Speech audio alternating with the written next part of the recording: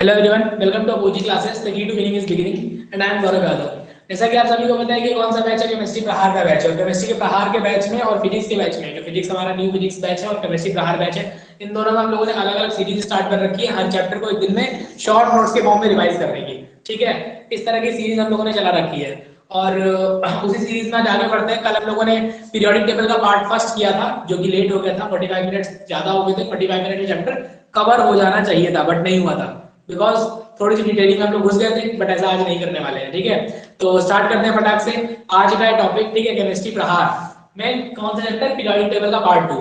तो कल की डेट में क्या क्या पढ़ा था पीरियोडिक टेबल के बारे में, एक बार वर्क को मैं रिवीजन करा देते हैं। मेरे साथ मेमोराइज करते हुए चलना, ठीक है, मेरे साथ दोहराते हुए चलना। यही कहीं यहाँ पे जो है घर पे जाने की जरूरत नहीं है, ठीक है।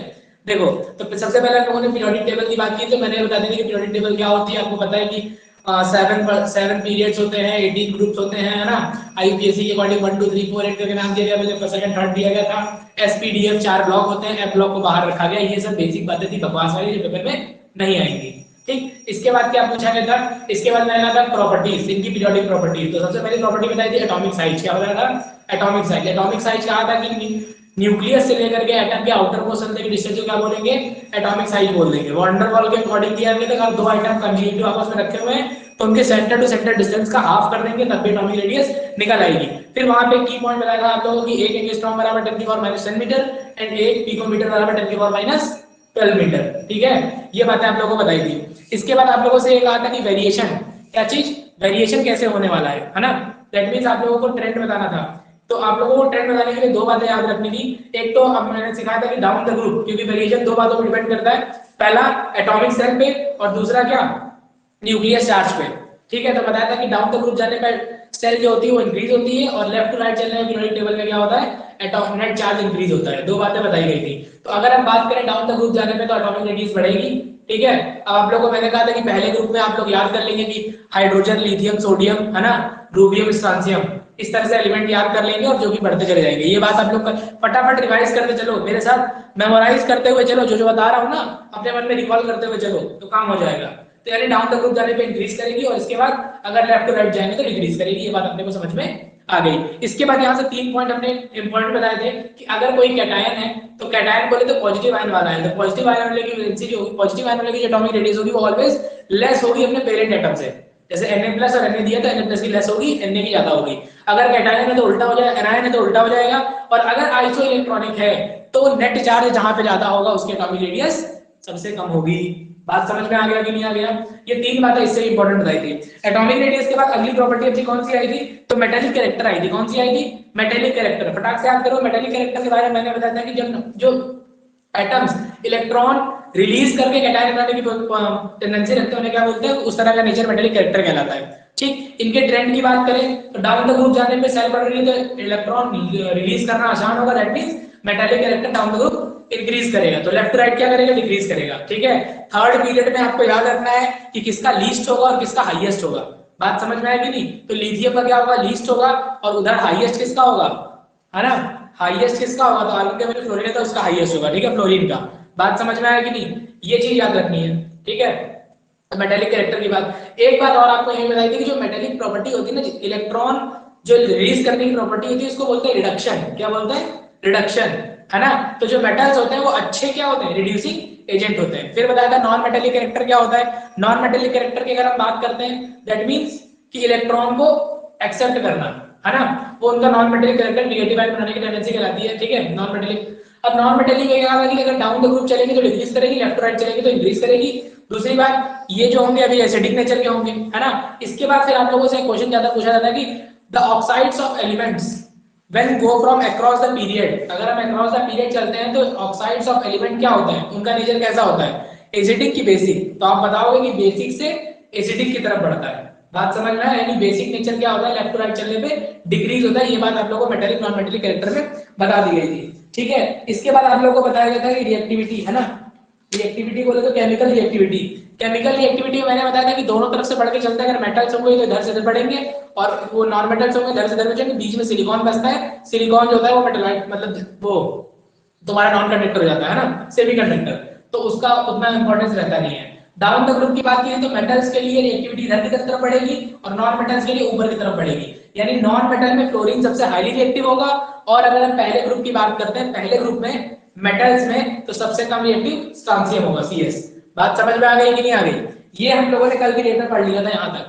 यहां तक किसी को कोई समस्या परेशानी दिक्कत है तो बताओ? इतने में कल का वाला रिवीजन हो गया, ठीक है?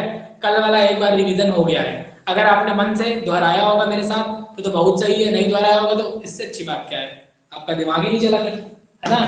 पिक्चर देख ली आपने, इधर देखो, चलो ठीक है, यूट्यूब पे एक वीडियो देख ली, ऐसा समझ लेना, है ना? चलो आगे की तरफ बढ़ते हैं। आज पढ़ना है आयोनाइजेशन पोटेंशियल। क्या पढ़ना है? Ionization potential. अब देखो शॉर्ट नोट्स अभी आपको मिल जाएंगे, ठीक है? शॉर्ट नोट जितने भी होंगे इसके अभी मिल जाएंगे, बन के रेडी हो गए। आयोनाइजेशन पोटेंशियल को बोलते हैं आईपी। क्या बोलते हैं? इलेक्ट्रॉन पोटेंशियल, आयोनाइजेशन पोटेंशियल बोलते हैं, या इसी का नाम होता है क्या, आईई, आयोनाइजेशन एनर्जी, या फिर इसी का नाम होता है आयोनाइजेशन एंथैल्पी। ठीक है, तीनों में से कोई भी शब्द लिख के आएगा पकड़ लेना, एक ही आदमी है, एक ही की बात कर रहे हैं। सबसे इंपॉर्टेंट होता है इसका स्टेटमेंट। स्टेटमेंट क्या कहता है कि कोई भी आइसोलेटेड एटम में वो मिनिमम एनर्जी की रिक्वायरमेंट जिससे कि उसमें से एक इलेक्ट्रॉन को रिमूव किया जा सके, that is ionizing potential of an atom. बस इतनी सी बात होती है। जैसे अगर आपके सामने कोई भी एक एटम है तो उस एटम से अगर आपको इलेक्ट्रॉन बाहर निकालना है तो कुछ ना कुछ इसको एनर्जी देनी पड़ेगी ना, एनर्जी देनी पड़ेगी। तो एनर्जी जितनी रिक्वायरमेंट होती है एक इलेक्ट्रॉन को बाहर निकालने के लिए उसे आयोनाइजेशन पोटेंशियल कहते हैं। ये बात दिमाग में रख लेना, एक नंबर में क्वेश्चन आ सकता है। ठीक, चलो अच्छा, क्या जरूरी है कि आउटर मोस्ट शेल में एक ही इलेक्ट्रॉन नहीं, एक से ज्यादा हो सकते हैं, है ना? तो अगर एक इलेक्ट्रॉन को निकालेंगे तो वो फर्स्ट आयोनाइजेशन पोटेंशियल होगी, क्या होगी? फर्स्ट आईपी होगी। और अगर दूसरे वाले को निकालेंगे तो सेकंड आईपी होगी। बात समझ में आ गया कि नहीं आ गया? क्लियर? अब इसका ट्रेंड देखो, देखो ज्यादा कुछ बताने वाला है नहीं इसमें, पता सबको सब कुछ है। अब इसके ट्रेंड की बात करते हैं, तो ट्रेंड इसका किधर से किधर की तरफ चलेगा, है ना? तो अगर हम ट्रेंड की बात करें तो अक्रॉस द पीरियड चलेंगे। कहां चलेंगे? अक्रॉस द पीरियड की अगर हम बात करते हैं, अक्रॉस द पीरियड चलेंगे, तो अक्रॉस द पीरियड चलने पे आयोनाइजेशन पोटेंशियल क्या करेगा? अगर हम लेफ्ट टू राइट चलते हैं तो आयोनाइजेशन पोटेंशियल क्या होगा, जल्दी से बताओ? Ionization potential left to right चलने में क्या होगा, फटाफट बताओ बेटा जी। सब लोग टाइम से क्लास ज्वाइन किया करो, छूट जाएगा फिर मेरा दोस्त नहीं है, ठीक है? मैं जितने दिन क्लास लिया हूँ टाइम से इधर उधर नहीं भटका हूँ, एग्जैक्ट टाइम पे लिया हूँ जितने बजे बोला हूँ, ठीक है? तो आप भी टाइम पे ज्वाइन करें। बताओ, इंक्रीज होगा। क्यों इंक्रीज होगा? क्योंकि नेट चार्ज इंक्रीज होगा, ठीक है? थोड़ा दिमाग पे जोर डालो आहिस्ते से। क्या? इधर देखो, एटम है, अंदर न्यूक्लियस है, बाहर इलेक्ट्रॉन है। इलेक्ट्रॉन और प्रोटॉन जितने ज्यादा बढ़ेंगे नेट फोर्स उतना ज्यादा बढ़ेगा। तो जैसे जैसे उधर जाने जाएंगे वैसे वैसे नेट फोर्स क्या होता जाएगा, बढ़ता जाएगा। तो इलेक्ट्रॉन को निकालने में एनर्जी हमें ज्यादा देनी पड़ेगी, एनर्जी ज्यादा देनी पड़ेगी, दैट मींस एनर्जी की रिक्वायरमेंट ज्यादा होगी। सो आयोनाइजेशन पोटेंशियल क्या करेगा? इंक्रीज करेगा। समझ में आ गया कि नहीं आ गया? इंक्रीज क्यों करेगा, रीजन समझ में आ गया? हाँ ये देखो, डिक्रीज डिक्रीज डिक्रीज, वाह महानुभाव, बहुत बढ़िया, ठीक है? क्या दिमाग लगा रहे हो? अबे लेफ्ट टू राइट जाने पे आयोनाइजेशन पोटेंशियल इंक्रीज करेगा ना दोस्त। आयोनाइजेशन पोटेंशियल है क्या? a minimum energy required to remove one electron या फिर remove a electron from outermost shell of an atom is known as IP। यही है ना? और क्या है? हैं? तो जैसे जैसे लेफ्ट टू राइट चलोगे, डिक्रीज डाउन द ग्रुप, तो पूरा लिखो ना, डिक्रीज डाउन द ग्रुप। समझ में आया? अब डाउन द ग्रुप जाने पे क्या होगा, यानी इधर तो होगा इंक्रीज, इधर क्या होगा? इंक्रीज। इंक्रीज को मैंने ऐसे बना दिया नोट्स में, ठीक है? अगर मैं पूछूं डाउन द ग्रुप जाने पे क्या होगा, down the group, down the group जाने पे क्या होगा, तो आप लोग कहोगे डाउन द ग्रुप जाने पे डिक्रीज होगा। डाउन द ग्रुप जाने पे क्या होगा? डिक्रीज होगा। बात समझ में आ गया कि नहीं आ गया? ठीक है? तो अगर आपसे कोई गलती से पूछ ले कि बताओ मुझे लिथियम, सोडियम, है ना? सोडियम क्यों लिख रहा हूं यार, ठीक है? लिथियम, बोरॉन, कार्बन और फ्लोरीन में से हाईएस्ट आईपी किसकी होगी? हाईएस्ट आईपी किसकी होगी, जल्दी से बताओ? हाईएस्ट आईपी किसकी होगी? Which one of highest ionization potential? Which one of highest ionization potential? Comment करो, बताइए बताइए जी, बताओ। फ्लोरीन की होगी, बिकॉज लेफ्ट टू राइट चलने पे क्या होता है? बढ़ता है। ऐसे ही चार ऑप्शन आएंगे, बस सोचने पे मजबूर करेंगे, ठीक है? इसीलिए कह रहा हूं कि आप लोगों को थर्ड ग्रुप में कौन कौन से वो रट लो।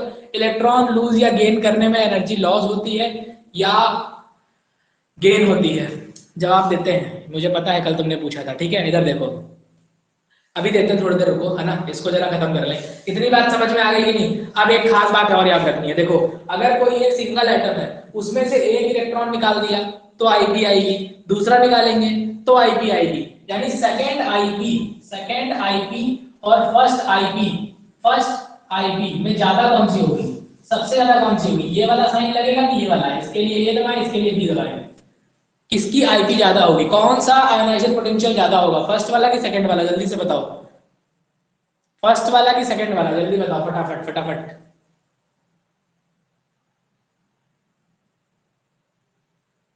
सेकंड वाला।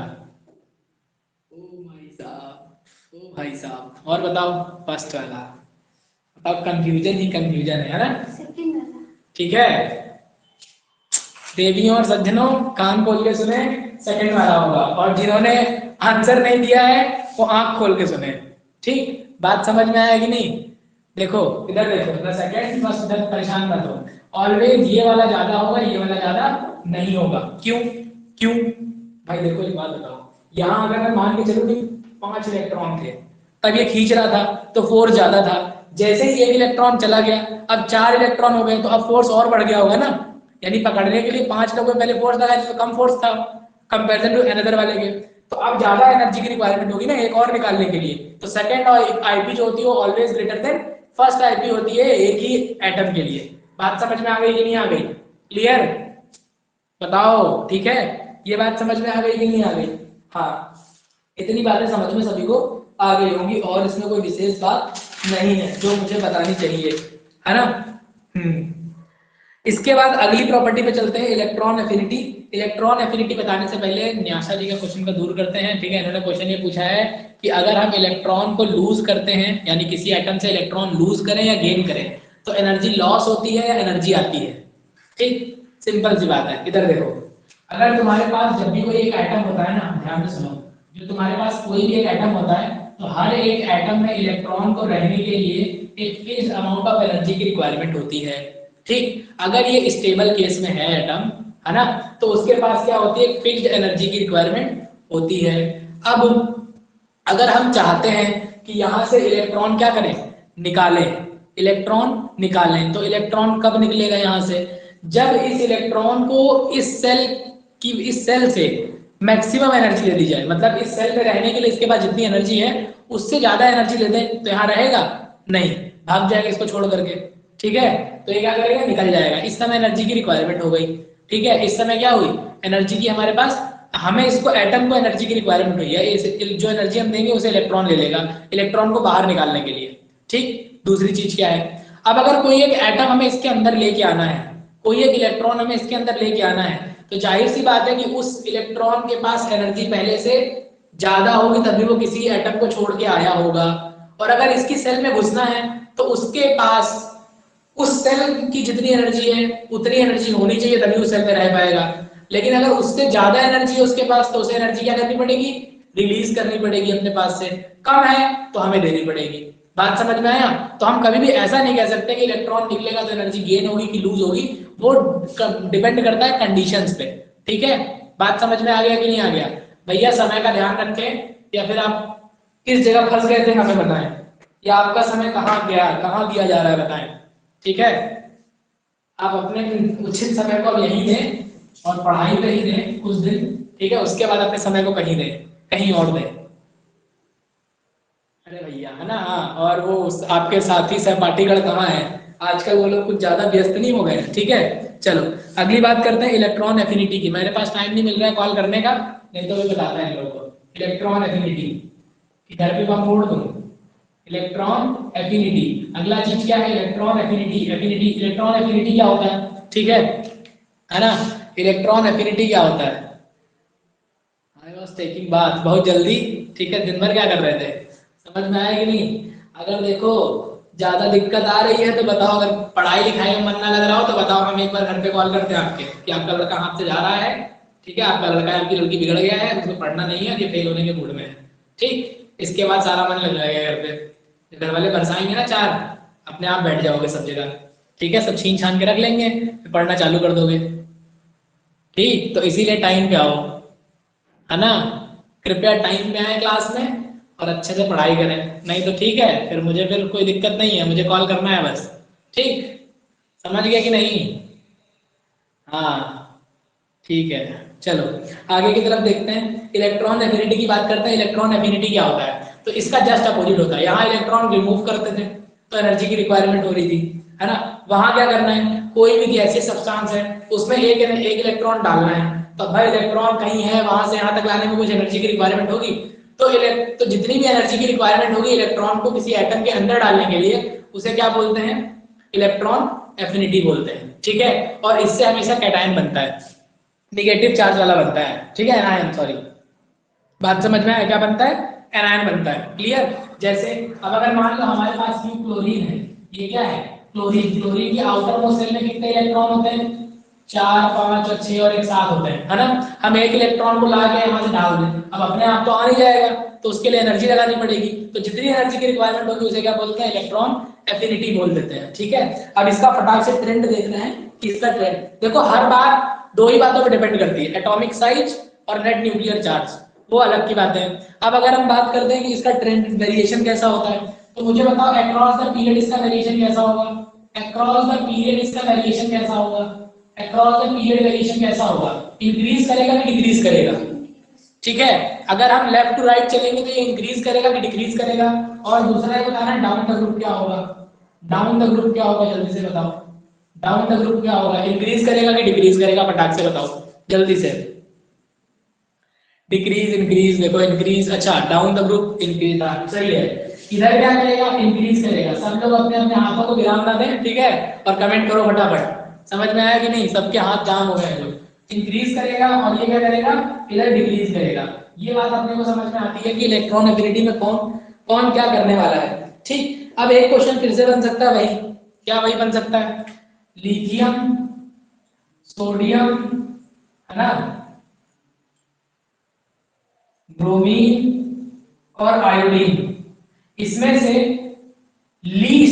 इसमें से लीस्ट इलेक्ट्रॉन एफिनिटी किसकी है? लीस्ट इलेक्ट्रॉन एफिनिटी किसकी है, जल्दी से बताओ। Least electron affinity in those items, जल्दी बताओ। पोल क्रिएट कर दें क्या? रुको, पोल ही दे देता हूं, फटाक से बताओ, पोल ही दे देता हूं, लाइव पोल दे देता हूं। लीस्ट इलेक्ट्रॉन एफिनिटी बताओ फटाक से। पोल इज जनरेटेड, फटाफट श्वेता के, क्योंकि ऐसे तो टिक होगा नहीं, पोल पे ही टिक होगा। बताओ श्वेता, पोल हो रहा, चल रहा है, अभी तक किसी ने टिक नहीं किया है। 24 सेकेंड, एक आदमी ने टिक किया। 22, 2, 21, सोचने पे मजबूर। ठीक है, क्या होगा इन चारों में से लीस्ट? क्वेश्चन ये नहीं आएगा दोस्त, क्वेश्चन यही आएगा पेपर में।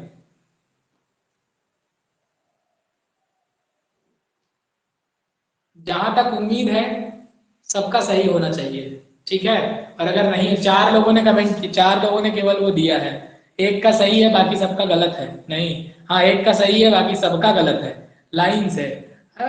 गोला खाए हो क्या? इधर देखो, इधर देखो, इधर, इधर देखो, पोल वॉट, इधर देखो, इधर देखो, नींद में रहते हो क्या? मैंने क्या कहा? लिथियम, सोडियम, ब्रोमीन और आयोडीन, ये चार हैं। ठीक, इन चार में से बताना है कि लीस्ट इलेक्ट्रॉन एफिनिटी किसकी है ना। तो देखो, डाउन द ग्रुप जाने पे क्या हो रही है? डिक्रीज हो रही है। तो अगर हम बात करते हैं पहले ग्रुप में, सबसे पहले आता है hydrogen, lithium, sodium, rubidium, strontium, आता है कि नहीं आता है? तो लिथियम और सोडियम तो ऊपर ये एक सेकंड पीरियड में, थर्ड पीरियड में आ गया। अगर हम ग्रुप नंबर 17 में जाते हैं, ग्रुप नंबर 17, तो ग्रुप नंबर 17 में पहले फ्लोरीन आता है थर्ड ग्रुप में, फिर क्लोरीन आता है, फिर ब्रोमीन और आयोडीन। तो क्या ये जो ब्रोमीन और आयोडीन है, सोडियम और इससे नीचे रखे हैं ना, तो सबसे लीस्ट किसका होगा? आयोडीन का होगा कि नहीं होगा? बताओ। 17 में तो सब नॉन मेटल है। मैं नॉन मेटल मेटल की बात नहीं कर रहा हूं, तुम लोगों ने अभी देखो इलेक्ट्रॉन एफिनिटी की बात की है। इलेक्ट्रॉन एफिनिटी तुम लोग क्या बता रहे हो? इलेक्ट्रॉन एफिनिटी बता रहे हो कि डाउन द ग्रुप जाने में क्या होती है? डिक्रीज होती है। अब वो चाहे इलेक्ट्रॉन एफिनिटी आप मेटल्स में जाओ और चाहे नॉन मेटल्स में जाओ, क्यों? इलेक्ट्रॉन एफिनिटी डिक्रीज होगी ना। अब वो चाहे मेटल्स में जाओ और चाहे नॉन मेटल्स में जाओ।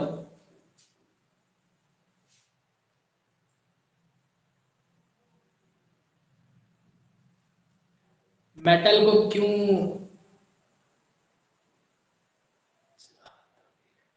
समझते हैं मेटल को क्यों चाहत होगी इलेक्ट्रॉन से, बात सही है, बट इधर भी तो ध्यान दो थोड़ा सा दोस्त, इधर भी तो ध्यान दो ना, इधर भी ध्यान दो। डाउन द ग्रुप की बात की गई है, down the group, down the group की बात की गई है ना। तो डाउन द ग्रुप सबसे ज्यादा कहाँ पे हो जाएगा, सबसे नीचे कौन है, सबसे नीचे कौन है, तो आपको दिए गए तथ्यों के अनुसार यही सत्य है, ठीक है। बात समझ में आ गया कि नहीं आ गया, तो क्वेश्चन आपसे इसी तरह से पूछे जाएंगे, समझ में आया कि नहीं। रिलेटिविटी बताना है, रिलेटिविटी बताना है क्या, हाँ इधर देखो। तो अब आप लोगों को क्या करना है मैं बता रहा हूँ, आप लोगों को पहली बार ग्रुप नंबर फर्स्ट पूरा का पूरा रट लेना है as it is, group number 17 पूरा का पूरा रट लेना है, पीरियड नंबर सेकंड और पीरियड नंबर थर्ड में कौन कौन से एलिमेंट कहाँ कहाँ पे एग्जिस्ट करते हैं ये रट लेना है। क्यों, क्योंकि क्वेश्चन ये नहीं पूछेगा कि कौन सी चीज इंक्रीज होगी कौन सी चीज डिक्रीज होगी, उनमें से चार एक ऑप्शन दे देगा, आप बैठे रह जाओगे। समझ में आ गया कि नहीं आ गया, क्लियर हो गया कि नहीं हो गया, फटाक से बताओ, क्लियर हो गया ना, है ना। इलेक्ट्रॉन एफिनिटी की बात क्लियर हो गई, ठीक है। लेकिन अब यहाँ पे एक चीज और आती है, एक चीज और आती है, ठीक है। अब आप लोग मुझे बताएंगे, अगला क्वेश्चन आए और आपको पोल क्रिएट कर रहा हूँ, ठीक है।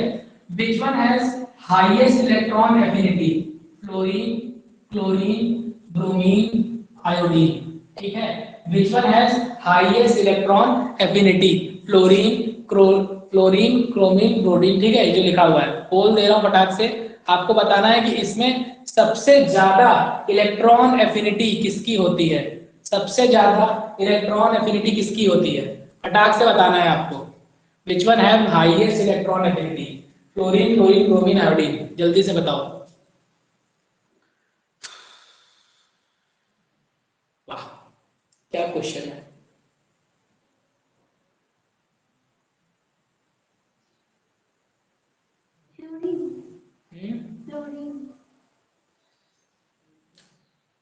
क्लोरीन, हमारा आंसर क्लोरीन है।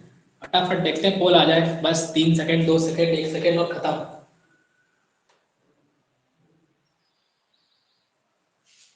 एक का सही है बाकी सबका गलत है, ठीक, बहुत बढ़िया दोस्त, ठीक है। इधर देखो, इधर देखो, सबने ये लगा दिया है ना कि ऊपर से नीचे जाने में डिक्रीज करता है तो क्लोरीन की सही होगी, but this is exception, this is exception.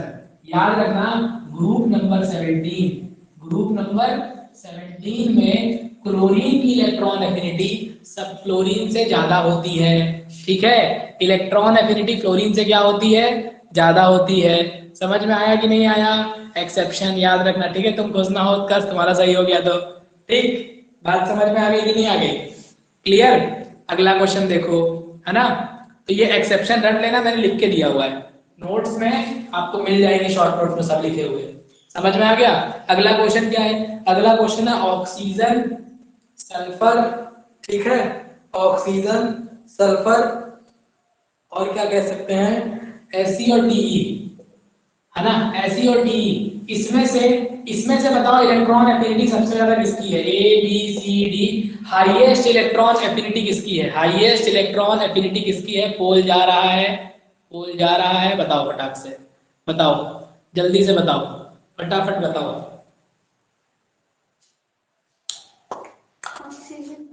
Oxygen, ठीक है, फटाफट बताओ, फटाफट जल्दी जल्दी बताओ। अच्छा किसने हैंड रेस किया है, तुमने रेस किया है। अब तुमको चाहिए होगा रीजन, है ना, रीजन अभी ना देंगे हम, समझ में आया, रीजन दे देंगे बाद में, पहले अभी सुनो, फटाक से बताओ जल्दी जल्दी, ठीक। 11, 10, 9, 8, 7, जल्दी से कमेंट करो। 3 लोगों ने कमेंट किया अभी तक और बाकी लोगों ने नहीं किया। इसके बाद मुझे लास्ट टॉपिक इसका पढ़ाना है इलेक्ट्रोनेगेटिविटी, वो भी पढ़ा करके टाटा बाय बाय, है ना। इस चैप्टर को हम लोग अलविदा बोलेंगे, ठीक है। और फिर हम लोग नेक्स्ट चैप्टर क्या पढ़ना है, केमिकल बॉन्डिंग, एक ही दिन में रिवाइज करना है शॉर्ट में, या जो चैप्टर रिवाइज करना है उसको अभी सजेस्ट कर देना। एक भी बंदे का सही नहीं है, वाह, 0 लोगों का सही है, सबका गलत है। अब सुनो देवियों और सज्जनों, ध्यान से सुनो, ठीक है। Please upload some videos on YouTube, your subscriber are waiting. अच्छा दोस्त, कौन सी अपलोड कर दे यार, ये बता दो, मुझे कुछ नहीं करना है, या तो मुझे वो बना के दे दो यार, क्या कहते हैं थंबनेल, ठीक है, एक थंबनेल बना के भेज दो, है ना, और मैं वीडियो अपलोड कर दूंगा। एमसीक्यू सेशन लीजिए लाइव, तो ठीक है मैं ले लूंगा एमसीक्यू सेशन, मुझे कोई दिक्कत नहीं, मैं तुम लोगों का यहाँ मिलूंगा, वहां स्ट्रीमिंग हो जाएगी, बताओ कब लेना है। ठीक है। एसई और टीई तो बस टहराने के लिए देते हैं क्योंकि ये सब एक ही ग्रुप में पढ़ते हैं, है ना, याद रखना। अब ये डाउन द ग्रुप है, ये डाउन द ग्रुप है, अगर हम डाउन द ग्रुप जाते हैं तो इंक्रीज करता है, तो according to this oxygen, oxygen की ज्यादा होनी चाहिए, लेकिन नहीं, सल्फर की ज्यादा होती है। ठीक है, ये भी एक एक्सेप्शन है। हाँ कल, ठीक है कल ले लेंगे, ये भी एक एक्सेप्शन है। तो अभी आप लोग ध्यान से मेरी बात सुने, क्या सुने, दो एक्सेप्शन आपको नोट कर रहे हैं क्या, एक ग्रुप नंबर 17 और एक ग्रुप नंबर 16। ग्रुप नंबर 17 में कहता है कि क्लोरीन की इलेक्ट्रॉन एफिनिटी क्लोरीन से ज्यादा होगी और सल्फर की इलेक्ट्रॉन एफिनिटी ऑक्सीजन से ज्यादा होगी, दिस इज एक्सेप्शन। ठीक है, कल ऑफलाइन बुलाइए, थोड़ा काम है। अच्छा, तो आओ तुम, जो ऑफलाइन आना चाहता है वो रोज आ सकता है, मैंने मना थोड़ी किया है। ठीक है, बिल्कुल आओ, बिल्कुल आओ। ठीक है, बात समझ में, आओ फिर बताओ कैसे कैसे इसका स्ट्रीक, कौन कौन सी वीडियो अपलोड कर दूं। ठीक है, डिटेल क्लास वाली जो बताओ अपलोड कर दिया करें। ठीक, इतनी बात समझ में आ गई कि नहीं आ गई, क्लियर। अब अगले टॉपिक की तरफ चलते हैं, है ना। कितने बजे आए, जितने बजे क्लास का टाइमिंग होता है, ठीक है 3 बजे होता है, 3 बजे तक पहुंच जाओ। समझ गए कि नहीं, क्लियर। अब देखो ये वाली बातें क्लियर हो गई, इलेक्ट्रॉन एफिनिटी मेरे तरह समझ में आ गया होगा, क्योंकि ये एक ऐसा टॉपिक है जहां से सिलेबस में क्वेश्चन आएगा ही आएगा पेपर में तुम्हारे क्वेश्चन, और इन चार में से कोई एक तो फंसना ही फंसना है।